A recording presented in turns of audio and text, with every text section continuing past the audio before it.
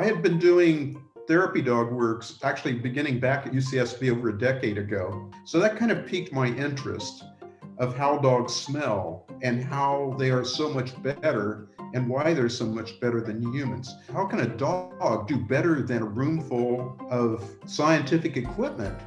And so that kind of launched me into really getting into the science of the sense of smell.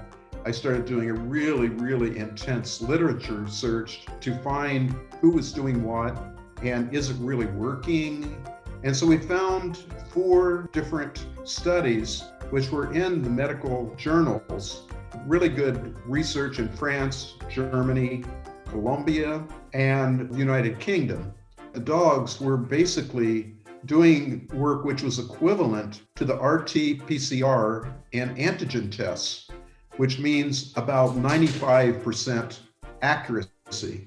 But that certainly gave us the indication that the dogs are capable of detecting pre-symptomatic, asymptomatic, and symptomatic forms of the COVID in individuals.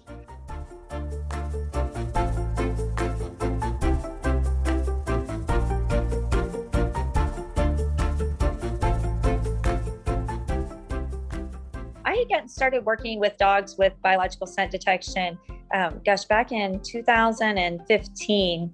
I started a company. We were doing research to see if dogs could identify biomarkers for cancer.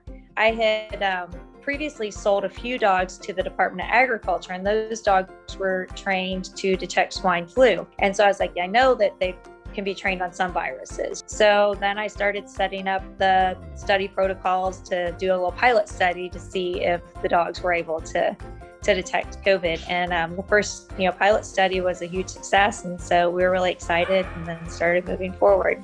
Depending on the specific dog, but kind of an overall average, they're sitting above 95% accuracy rate. It's a very strong signature odor in COVID, so they can pick it out very easily. If COVID, continues to be a problem throughout the next several years, I think we'll see more and more dogs, and hopefully we'll get to the point where we can have them in schools as well, and really protecting the communities. If we can protect the kids and make people safe to go back to work and be in a regular work environment as opposed to having to work from home, I think, that's the end goal.